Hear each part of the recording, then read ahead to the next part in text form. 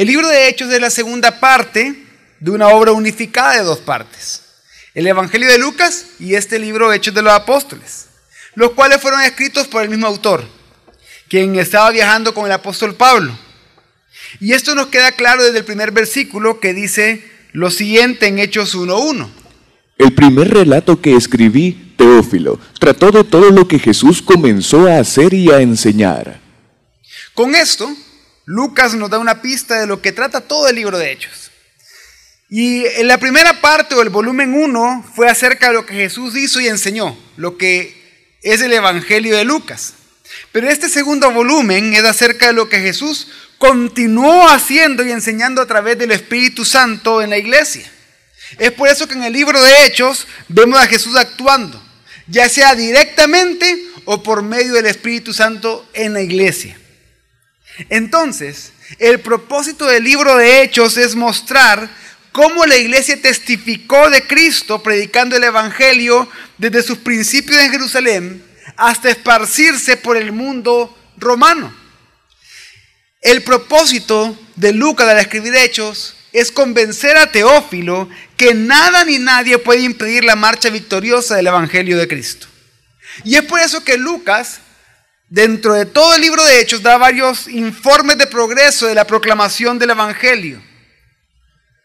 Hechos 9:31 dice: entre tanto, la iglesia tenía paz en toda Judea, Galilea y Samaria, siendo edificada y andando en el temor del Señor, y era multiplicada con la consolación del Espíritu Santo.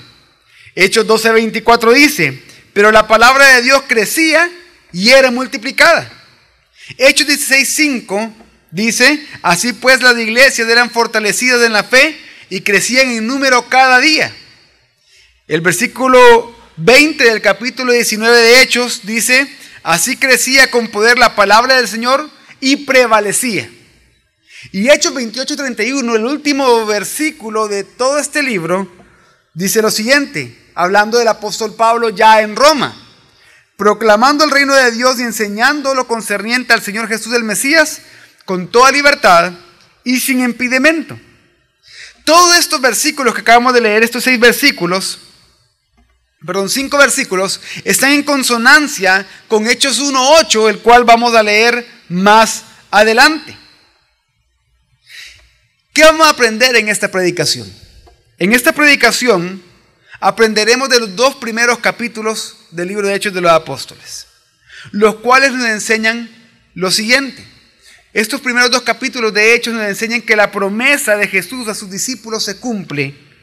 Ellos, llenos del Espíritu Santo, testifican con poder en Jerusalén que Jesús ha resucitado y Él es Señor y Cristo, iniciando así la iglesia con su primera gran cosecha, 3,000 creyentes.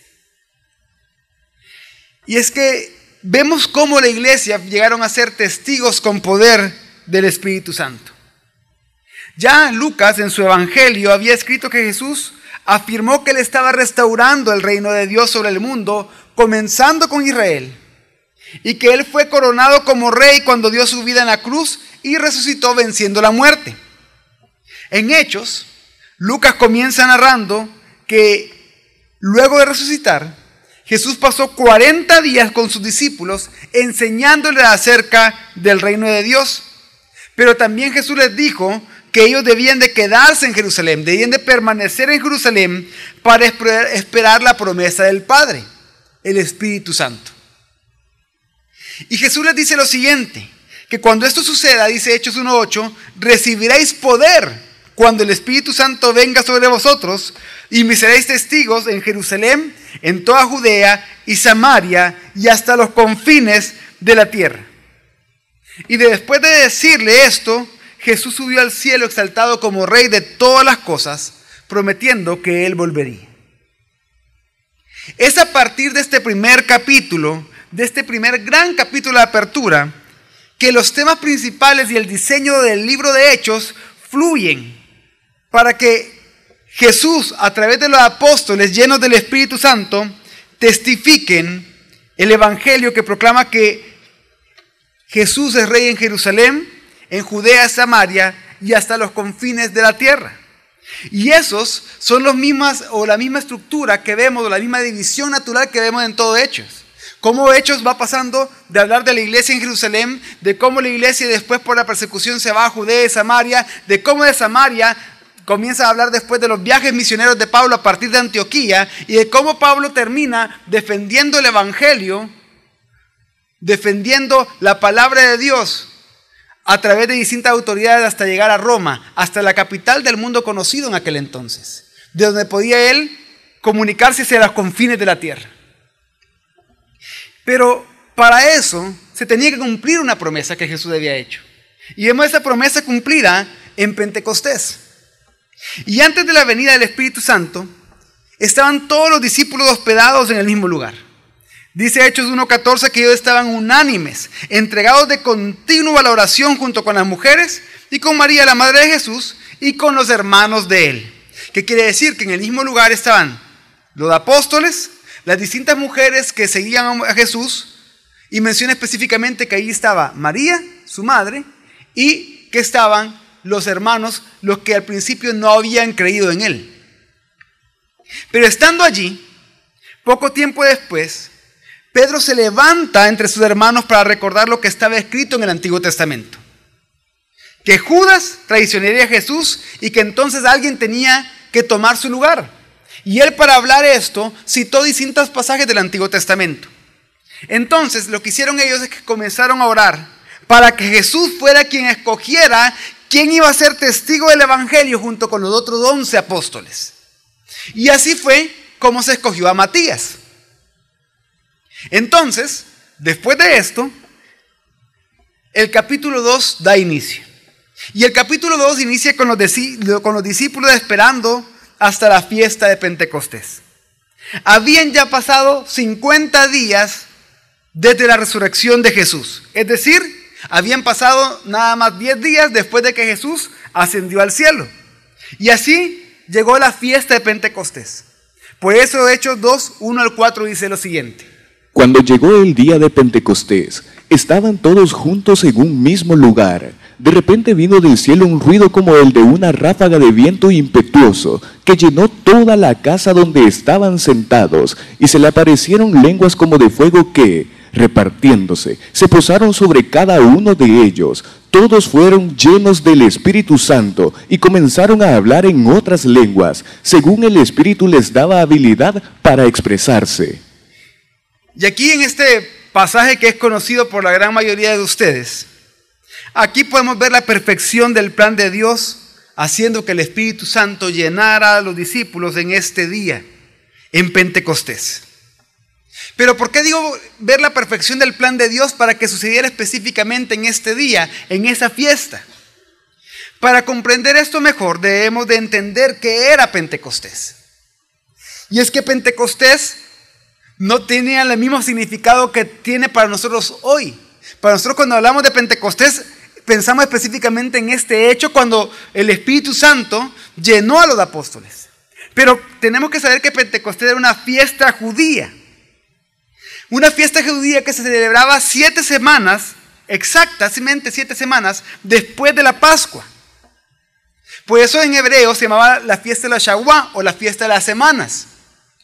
En Pentecostés lo que se hacía es que se ofrendaban las primicias de las cosechas a Dios, tal como Dios lo había establecido en la ley, en Levítico 23, 15-16, que nos habla de esta fiesta. Entonces era una fiesta en donde las personas, no importaba del lugar donde vivieran, ellos tenían que ir a Jerusalén, porque era una fiesta de peregrinación. Si eran judíos, no importaba dónde vivieran, ellos tenían que ir hacia Jerusalén, para ahí ofrecer las primicias de las cosechas. Pero con el pasar del tiempo, esta fiesta también significó el pacto de Dios con su pueblo en el Sinaí, al entregar la ley al pueblo por medio de Moisés. Y para los judíos esto representaba la culminación de la salvación de Dios por su pueblo. Porque ellos habían celebrado primero la Pascua, que era cuando los sacó de Egipto y cruzaron el Mar Rojo, y 50 días después o 7 semanas después, celebraban la entrega de la ley de parte de Dios a ellos para que ellos pudieran hacer la voluntad de Dios y entonces ser felices. Y eso es sumamente significativo. ¿Por qué? Porque como veremos más adelante, ese día de Pentecostés, Dios recibió las primicias de salvación. En esa fiesta donde la gente llevaba las primicias de su cosecha, Dios recibió las primicias de salvación. 3,000 se añadieron a la iglesia. Dios recibió las primicias de la iglesia. 3,000 creyentes. Pero además vemos que después de la redención que Jesús hace por su muerte y resurrección, 50 días después, es decir, 7 semanas después, la iglesia recibe el Espíritu Santo prometido. Y de esa manera, así como cuando se entregó la ley, se hace un pacto con Israel, el que se conoce ahora como Antiguo Pacto, en el día de Pentecostés se cumple el nuevo pacto. ¿Por qué? Porque la ley de Dios, por medio del Espíritu Santo, estaba siendo escrita en la mente y los corazones de los creyentes, de los miembros del cuerpo de Cristo, para así vivir para la gloria de Dios. Y ahí vemos la perfección del plan de Dios. Y vemos cómo en Cristo se cumplen todas estas cosas que el Antiguo Testamento era una sombra. Por eso que esta fiesta, como les dije antes, era una fiesta de peregrinación, en la que judíos debían de ir a Jerusalén, no importando en el lugar que vivieran. Por eso, Hechos capítulo 2 nos dice que ese día habían personas de muchísimos lugares diferentes, por lo menos de 14 lugares distintos. Dios en su soberanía, Dios en su providencia, se sirvió de esto para ese día específico enviar el Espíritu Santo sobre los apóstoles. Y ellos, llenos del Espíritu Santo, testificaban en diferentes idiomas las maravillas de Dios para el asombro de todos los que estaban allí, como dice Hechos 2, 5 al 13. Y habían judíos que moraban en Jerusalén, hombres piadosos, procedentes de todas las naciones bajo el cielo. Y al ocurrir este estruendo, la multitud se juntó y estaban desconcertados porque cada uno los oía hablar en su propia lengua, y estaban asombrados y se maravillaban, diciendo: mirad, ¿no son galileos todos estos que están hablando? ¿Cómo es que cada uno de nosotros los oímos hablar en nuestra lengua, en la que hemos nacido? Partos, medos y elamitas, habitantes de Mesopotamia, de Judea y de Capadocia, del Ponto y de Asia, de Frigia y de Panfilia, de Egipto y de las regiones de Libia alrededor de Cirene, viajeros de Roma, tanto judíos como prosélitos, cretenses y árabes, les oímos hablar en nuestros idiomas de las maravillas de Dios. Todos estaban asombrados y perplejos, diciéndose unos a otros: ¿qué quiere decir esto? Pero otros se burlaban y decían: están borrachos. ¿Y cuáles eran las maravillas de Dios que ellos, ya diciendo llenos del Espíritu Santo, estaban hablando? Ellos estaban testificando que Jesús resucitó y que por lo tanto Él es Señor y Cristo. Y es que después de que algunos se burlaban diciendo que estaban borrachos, en ese momento Pedro junto a los 11 se pone de pie y comienza a predicar citando continuamente el Antiguo Testamento y explicando cómo esos pasajes se cumplieron en Jesús. Y Pedro le dice: varones israelitas, aquí nadie está borracho. Apenas son las 9 de la mañana, ¿cómo se les ocurre que vamos a estar borrachos? Esto que ustedes están viendo es lo que escribió el profeta Joel, y citó Joel capítulo 2. Por eso es que después de citar Joel capítulo 2, él explica la escritura que él citó. Y por eso Hechos 2, 22, 24, lo voy a leer yo, dice: varones israelitas, escuchad estas palabras. Jesús el Nazareno, varón confirmado por Dios entre vosotros con milagros, prodigios y señales que Dios hizo en medio vuestro a través de él, tal como vosotros mismos sabéis. A este entregado por el plan predeterminado y el previo conocimiento de Dios, clavasteis en una cruz por manos de impíos y le matasteis, a quien Dios resucitó, poniendo fin a la agonía de la muerte, puesto que no era posible que él quedara bajo el dominio de ella. Y es que si recordamos nosotros, Joel capítulo 2, el cual citó antes de esto Pedro, hablaba de que el Espíritu vendría sobre toda carne y que habrían grandes señales en el cielo. Y es lo que está diciendo: miren, lo que dice Joel capítulo 2, Todo se está cumpliendo ahorita. Todo se está cumpliendo en este momento. ¿Por qué? Porque ya vino el Espíritu y por eso nosotros estamos hablando estas cosas. Y además de eso, estas señales de las que habla Joel ya se cumplieron. ¿Cómo? En Jesús, en el ministerio de Jesús. Por eso le dice, Jesús el Nazareno, varón confirmado por Dios entre vosotros con milagros, prodigios y señales que Dios hizo en medio vuestro a través de él, como ustedes mismos saben. Y entonces aquí vemos de que Pedro le está hablando del ministerio de Jesús. Le está hablando, Jesús, ustedes ya saben quién es Jesús. Ustedes saben, anduvo entre nosotros. Él, ustedes ya saben lo que Él hizo. Pues a Él, por el plan determinado y el previo conocimiento de Dios, ustedes lo mataron en la cruz. Pero habla además de algo impresionante ahí. Pero Dios lo resucitó. Él no podía quedar bajo el dominio de la muerte. Luego Pedro, para afirmar eso que acaba de decir, de que Dios resucitó a Jesucristo, para afirmar la resurrección de Jesucristo, cita inmediatamente el Salmo 16. Y después de que cita el Salmo 16, dice lo siguiente para explicar el Salmo. En Hechos 2, 29 al 33. Hermanos, del patriarca David os puedo decir confiadamente que murió y fue sepultado, y su sepulcro está entre nosotros hasta el día de hoy. Pero siendo profeta, y sabiendo que Dios le había jurado sentar a uno de sus descendientes en su trono, miró hacia el futuro y habló de la resurrección de Cristo, que no fue abandonado en el Hades, ni su carne sufrió corrupción. A este Jesús resucitó Dios, de lo cual todos nosotros somos testigos. Así que, exaltado a la diestra de Dios, y habiendo recibido del Padre la promesa del Espíritu Santo, ha derramado esto, que vosotros veis y oís. Y entonces vemos que Pedro ocupa el Antiguo Testamento para explicarlo cómo se aplica al ministerio de Jesús. Y hasta aquí vemos que Pedro ya ha testificado acerca del ministerio de Jesús, de la muerte y de la esperanza que tenemos que tener en Él por su resurrección. Pero también habló acá de la exaltación de Jesús, de cómo Él subió al trono de Dios y cómo desde allí entonces Él cumplió la promesa de enviar al Espíritu Santo. Pero ¿qué hace después Pedro? Para finalizar este gran sermón, Pedro cita el Salmo 110,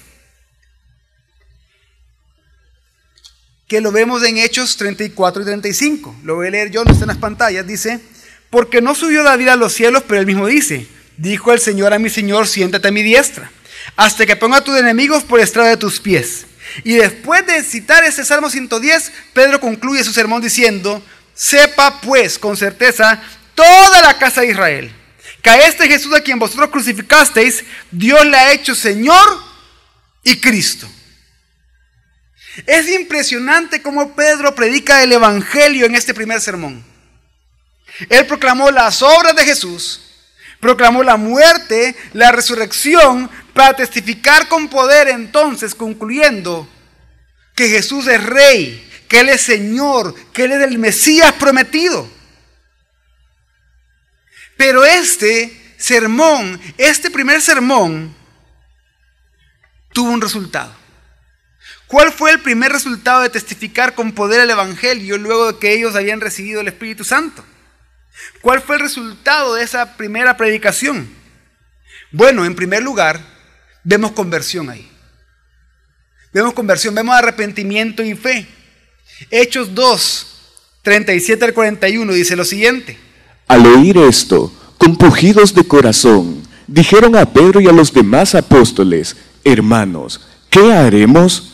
Y Pedro les dijo, arrepentíos y sed bautizados cada uno de vosotros en el nombre de Jesucristo para perdón de vuestros pecados, y recibiréis el don del Espíritu Santo, porque la promesa es para vosotros y para vuestros hijos, y para todos los que están lejos, para tantos como el Señor nuestro Dios llame. Y con muchas otras palabras testificaba solemnemente y les exhortaba diciendo: sed salvos de esta perversa generación. Entonces los que habían recibido su palabra fueron bautizados, y se añadieron a aquel día como 3,000 almas. Si hay alguien acá que se pregunta: yo ni sé por qué vine hoy al estudio bíblico cuando no suelo venir al estudio bíblico. Si hay alguien acá que quizás se considera una persona religiosa, pero últimamente se ha examinado y se ha dado cuenta que en verdad no es hijo de Dios, ¿qué debe hacer usted después de escuchar el Evangelio? ¿Qué le manda Dios a usted luego de oír la muerte, resurrección y exaltación de Cristo? Lo que Pedro dijo acá. Dios lo manda que usted ahora se arrepienta. Dios lo manda que usted confiese sus pecados delante de Él. Que le pida perdón con sinceridad, con sus propias palabras. Y que reconozca que Jesucristo es Dios Salvador. Que solo en Él hay perdón de pecados y vida eterna. Y es que así como hablé de la providencia de Dios que se manifestó en el plan soberano de Él, en específicamente mandar el Espíritu Santo en esa fiesta judía, vea que si usted está acá y que si vino acá usted hoy sin Cristo, es porque la providencia de Dios lo ha traído acá. Para que usted escuche el Evangelio y creyendo y arrepintiéndose sea salvo. Pero nosotros que estamos acá y que somos miembros de la familia de Dios, que somos hijos de Dios, ¿qué debemos hacer? ¿Qué implicaciones se ven en estos primeros 2 capítulos de Hechos para nosotros hoy? Y es que este pasaje es tan asombroso que el mismo pasaje de una manera natural nos da todas las implicaciones. Primero, como dice el versículo 40, tenemos que testificar solemnemente. El ser testigos, el proclamar, aconsejar y enseñar el Evangelio es algo serio, es algo solemne, es algo que tenemos que hacer con sentido de urgencia. Debemos de predicar el Evangelio para que muchos sean salvos de esta perversa generación, como sigue diciendo también el versículo 40. Y esa es la primera gran implicación que vemos acá en Hechos de los Apóstoles. Que prediquemos el Evangelio. Pero en segundo lugar, la segunda gran implicación es que tenemos que dar frutos. Que una vez creyendo el Evangelio, no podemos estar sin dar frutos. Tenemos que manifestar frutos de que somos hijos de Dios. Tenemos que manifestar frutos de nuestro arrepentimiento, de nuestra fe, de nuestra conversión. Y el libro de Hechos, en este pasaje, hasta el versículo 47, del 42 al 47, nos habla específicamente de 6 frutos que tenemos que manifestar. En primer lugar, el fruto de perseverar en la doctrina, de perseverar en la enseñanza. Hechos 2:42 dice: y se dedicaban continuamente a las enseñanzas de los apóstoles. Pregúntese, ¿está usted perseverando en la doctrina? ¿Está usted perseverando en la enseñanza? ¿Está usted perseverando en el Evangelio? ¿Está usted estudiando la palabra de Dios? ¿Está usted discipulándose? ¿Está usted aprendiendo de las maravillas del Evangelio?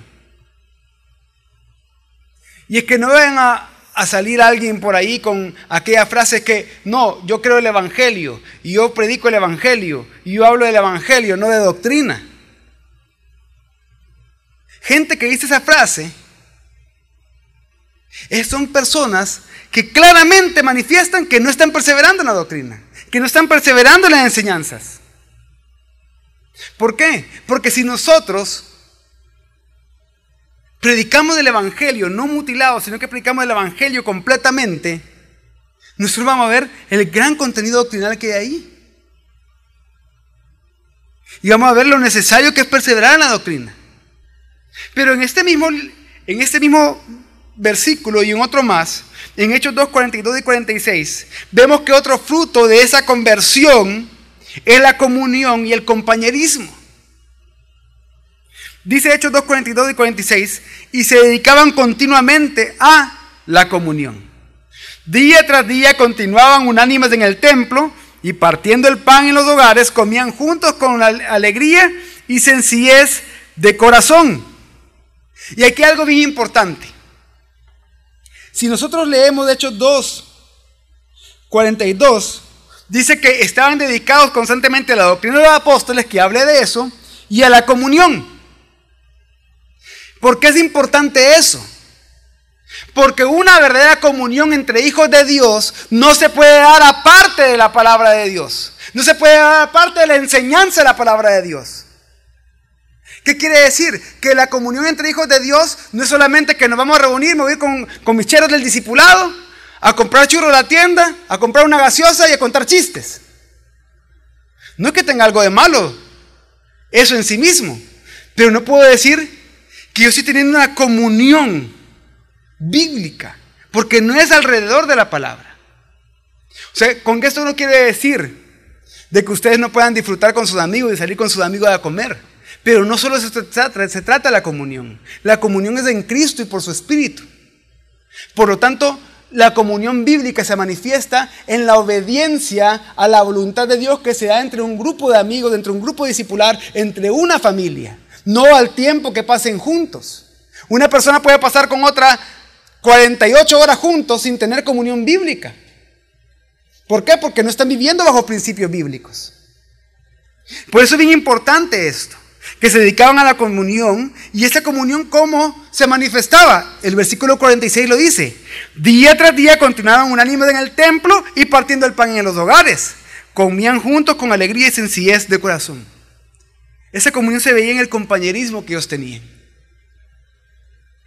en la libertad que ellos tenían para estar en el templo, pero para estar en casas, porque sabían que el mismo Espíritu los unía, que la fe en el mismo Señor los había unido ya. Pero ¿cómo está nuestra vida de comunión con nosotros? Con nosotros. ¿Cómo nosotros estamos viviendo en comunión con los demás miembros de la familia de Dios? Con los miembros de nuestra iglesia local. ¿O somos aquellos de, como predicó el pastor hace algunas semanas atrás, que hacemos acepción de personas? Que decimos con este sí, con este no. Con este me siento, con este no me siento. De aquellos de que entran al templo los días domingos y que de repente primero se están rondando la cabeza así para ver dónde se van a sentar, a escoger dónde sentarse, no como en el sentido de decir aquí voy a estar más atento a la palabra, sino decir no me quiero sentar a la par de esa persona, o no quiero estar con este aquí. Hay una tercera implicación que tiene que ver con esto de la comunión y el compañerismo, y es la generosidad, una tercera manifestación de los frutos de la conversión. En Hechos 2, 42, 44 y 45 dice: y se dedicaban continuamente al partimiento del pan, y después dice: todos los que habían creído estaban juntos y tenían todas las cosas en común, vendían todas sus propiedades y sus bienes y las compartían con todos según la necesidad de cada uno. Obviamente, esta parte de vender todas las propiedades y los bienes es por el contexto especial que ellos estaban viviendo, en el que ellos prácticamente estaban, por creer en Cristo, estaban siendo rechazados de la vida religiosa de su comunidad. Y por lo tanto, al ser rechazados de la vida religiosa de su comunidad, eran rechazados de la vida social de su comunidad. Y muchos de ellos se vieron obligados a salir. Y entonces otros que tenían más posibilidades vendieron las cosas para poder suplir las necesidades. Tanto así que no había necesitado entre ellos. Eso lo vemos más adelante, ya después de que se salta la historia unos cuantos años de Hechos capítulo 4. Lo vemos más adelante, casi al final de Hechos 4. De que no habían necesitados porque se suplían entre ellos las necesidades de cada uno. Y es que, ¿por qué esto es importante? Porque la comunión y el compañerismo nos va a llevar también a ser generosos. A ser generosos de maneras prácticas. A ser generosos de maneras tangibles con nuestros hermanos en Cristo. Pero ¿cómo nosotros podemos ser generosos con nuestros hermanos en Cristo si no tenemos comunión con ellos? ¿Cómo podemos saber las necesidades de ellos si no tenemos comunión con ellos? ¿Cómo sabemos qué necesitan? Y es que la generosidad tampoco se trata únicamente de dar bienes materiales o de dar dinero. O sea, es parte de eso. Pero ¿cómo está siendo usted generoso con su tiempo, con sus talentos, sirviendo a los demás hermanos en el cuerpo de Cristo? ¿Cómo lo está mostrando? ¿Cómo está mostrando esa generosidad? Una cuarta manifestación de los frutos de la conversión lo vemos en el versículo 42 nuevamente, y es la oración. Dice, se dedicaban continuamente a la oración. ¿Cómo está nuestra vida de oración? ¿Acaso nuestra vida de oración se limita a la oración que se hace antes de cada prédica, de cada culto, y hoy miércoles la oración que se va a hacer después?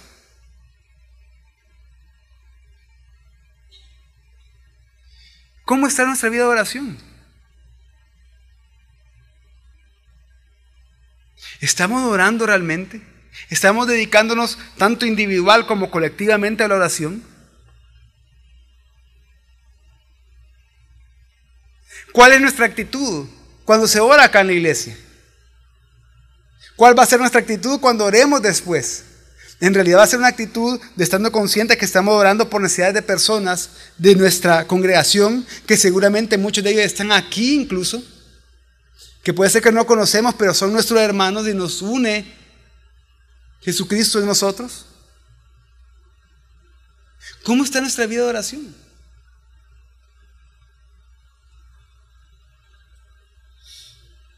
Y es que en la oración se manifiesta también la generosidad del compañerismo y qué tanto estamos viviendo o qué tanto estamos perseverando en la doctrina que decimos conocer y que decimos creer.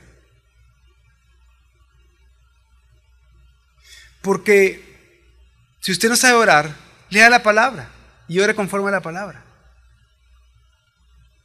Y si usted dice, sí, pastor, es que yo comienzo orando, pero ya a los 5 minutos ya no sé qué decir. Puede ser, en parte, podría ser, que es porque no está teniendo comunión con sus hermanos. Y como no está teniendo comunión con sus hermanos, no sabe las necesidades de sus hermanos.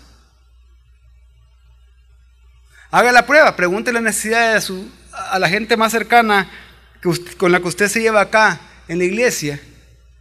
Y hoy por la noche llegue a orar. Y ore por las necesidades de ellos. Su oración no va a ser de 5 minutos. Porque va a estar orando por los demás. Dediquémonos a la oración. Una quinta manifestación de esos frutos de conversión es amar a Dios y al prójimo. Hechos 2:47 en la primera parte dice, alabando a Dios y hallando favor con todo el pueblo. ¿Qué quiere decir? Que ellos vivían para la alabanza de la gloria de Dios. Ellos amaban a Dios, pero al mismo tiempo estaban amando al prójimo. Dice que estaban hallando el favor del pueblo, de las personas que lo rodeaban. Pero ¿qué tanto es nuestro amor por el prójimo? ¿Qué tanto estamos amando a los demás? No solo los de la familia de la fe. ¿Qué tanto estamos amando a los perdidos? ¿Qué tanto estamos mostrando a Cristo? No solo predicándoles, sino que mostrándoles a Cristo. ¿Y cuál es la sexta manifestación de este fruto de conversión? Es algo que solo Dios puede hacer. Hechos 2:47 en su segunda parte dice, y el Señor añadía cada día al número de ellos los que iban siendo salvos. El Señor estaba añadiendo más miembros a la iglesia. Esa es obra del Señor. Nosotros, por causa de la salvación que hemos recibido, por causa de esa conversión, por causa del Espíritu Santo ya en nosotros, lo que tenemos que hacer es proclamar solemnemente el Evangelio.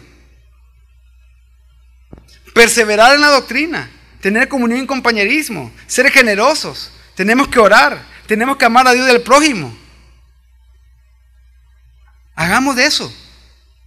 Dios va a añadir a la iglesia aquellos que serán salvos. Ese es el trabajo solo de Dios. Pero, ¿estamos haciendo las 5 cosas anteriores, las 6 cosas anteriores? Reflexionemos en eso. Entonces, ¿qué podemos concluir con todo esto? Que voy a hacer una pregunta. ¿Quiénes de los que están acá son hijos de Dios? Levanten la mano. Entonces, todos los que levantaron la mano, ustedes saben que ustedes tienen el Espíritu Santo viviendo en ustedes, ¿verdad? Amén. Levanten la mano los que lo saben. ¿Por qué les pregunto eso? Porque el mismo poder con el que los apóstoles testificaron nos ha sido dado a nosotros por el Espíritu Santo. ¿Qué les quiero decir con esto? El mismo Espíritu Santo que Pedro tenía cuando predicó este hermoso sermón es el mismo Espíritu Santo que usted tiene morando en usted. El mismo. No es otro. No ha cambiado porque es Dios. Por lo tanto, si es el mismo Espíritu Santo, así como ellos fueron testigos, nosotros podemos ser testigos también. Podemos ser testigos del Evangelio proclamándolo, viviéndolo, a donde sea que Dios nos mande, a donde sea que nos encontremos. Dios ya nos dio el Espíritu Santo. Dios ya nos dio la palabra. ¿Cuál va a ser nuestra excusa para no testificar con el poder que Dios ya nos dio? El poder que Dios dio es del Espíritu Santo. Y ese poder que Dios dio, la Biblia dice que es únicamente para cumplir una misión. Su misión y la misión de toda iglesia: hacer discípulos, ser testigos, proclamar, aconsejar y enseñar el Evangelio. El mismo poder con el que los apóstoles testificaron nos ha sido dado a nosotros por el Espíritu Santo. Por lo tanto, podemos ser testigos del Evangelio proclamándolo y viviéndolo a donde sea que Dios nos mande. Vamos a orar.